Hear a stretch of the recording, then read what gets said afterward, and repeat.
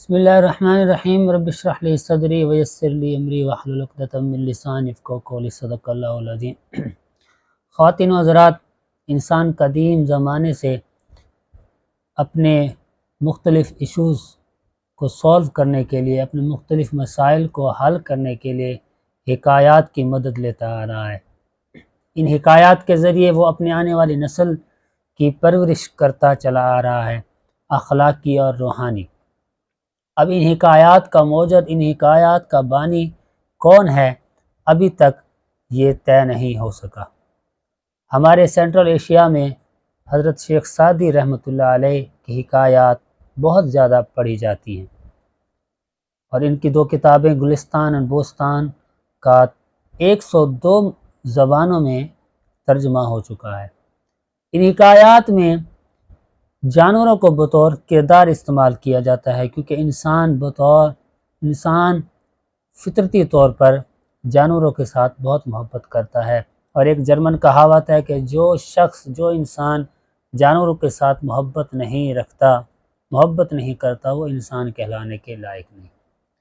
میری اس تمہید کا مقصد یہ ہے کہ آج میں آپ کو ایک حکایت سنانے والا ہوں، اور اس حکایات کا جو مقصد ہے، اس حکایات کی جو بیس ہے، جو مورل لیسن ہے، وہ ہے انصاف۔ قدیم زمانے میں لوگوں کے اندر ایک ذہنیت تھی کہ جس جگہ پر، جس مکان پر الو بیٹھ جائے، وہ مکان ویران ہو جاتا ہے۔ تو میں اپنی حکایات کی طرف آتا ہوں۔ ایک دن ایک طوطا اور طوطی اڑتے چلے جا رہے ہیں، اور وہ اڑتے ہوئے قریب ہی ایک گاؤں میں جا کر بیٹھ گئے۔ جس گاؤں میں جا کر بیٹھے وہ گاؤں ویران تھا۔ تو طوطی نے طوطے سے سوال کیا کہ یہ گاؤں ویران کیوں ہو گیا ہے؟ تو طوطے نے جواب دیا کہ الو کی وجہ سے۔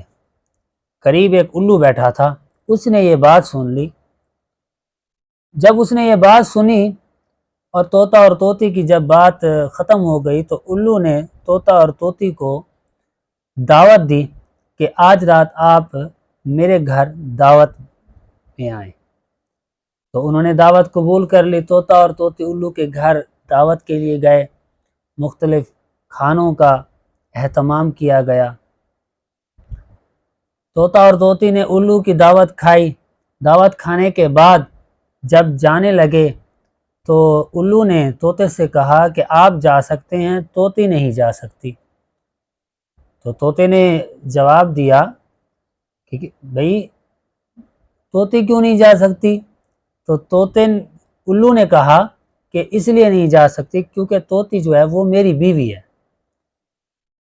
تو طوطے نے کہا کہ طوطی تمہاری بیوی کیسے ہو سکتی ہے؟ تم الو ہو، وہ طوطی ہے۔ تو اس نے کہا بھی یہ میری بیوی ہے۔ تو الو نے کہا کہ میں کیس کرتا ہوں کورٹ میں، ہم قاضی کے پاس چلتے ہیں، اور جو قاضی فیصلہ کر دے وہ فیصلہ منظور ہوگا۔ طوطے نے مان لیا۔ طوطے نے کہا ٹھیک ہے، ہم قاضی کے پاس چلتے ہیں، قاضی نے جو فیصلہ کیا اس فیصلے کو مان لیا جائے گا۔ تو کیس جو ہے وہ قاضی کے پاس چلا گیا۔ قاضی نے دونوں کے مختلف دلائل سنے۔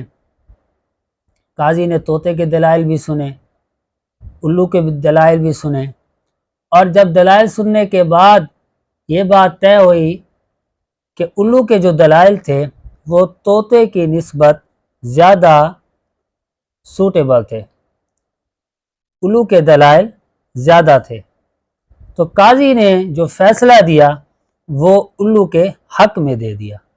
قاضی نے یہ فیصلہ دیا کہ طوطی جو ہے وہ الو کی بیوی ہے۔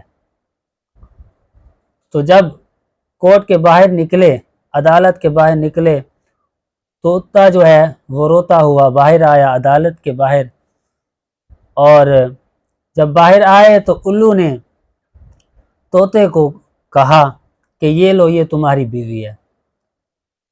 تو طوطے نے جواب دیا کہ ابھی تو قاضی نے یہ فیصلہ کیا ہے کہ یہ طوطی تمہاری بیوی ہے، تم مجھے کیسے کہہ رہے ہو کہ یہ تمہاری بیوی ہے؟ تو الو نے ہنستے ہوئے زور کا کہکا لگا کر یہ کہا کہ میں تمہیں یہ بتانا چاہتا تھا کہ یہ جو ویرانی ہے، یہ جو بربادی ہے، یہ الو کی وجہ سے نہیں ہوئی بلکہ ان قاضی کی وجہ سے ہوئی ہے، ان بے انصافی کی وجہ سے یہ بربادی ہوئی ہے۔ تو عزیزان گرامی، اس الو نے ایک فکرہ کہا، اس الو نے کہا کہ یہ جو معاشرے کے اندر بربادی ہوتی ہے، معاشرے کے اندر یہ جو گھر ویران ہوتے ہیں، معاشرے کے اندر یہ ملک جو ویران ہوتے ہیں، یہ الو کی وجہ سے نہیں بلکہ بے انصافی کی وجہ سے ویرانی ہوتی ہے، بے انصافی کی وجہ سے بربادی ہوتی ہے۔ الو نے کہا کہ اگر تم اپنے ملک کو، اپنے اس معاشرے کو آباد رکھنا چاہتے ہو تو اس معاشرے کے اندر، اس ملک کے اندر انصاف کو قائم کر لو۔ اللہ تعالیٰ میرا اور اس ملک کا حامی و ناصر ہو۔ اللہ تعالیٰ ہمیں انصاف کرنے کی توفیق عطا فرمائے۔ اگر آپ کو یہ حکایات اچھی لگی تو آپ میرے اس چینل کو سبسکرائب کریں اور بیل آئیکن کے بٹن کو ٹچ کیجیے۔ وما علینا الا البلاغ۔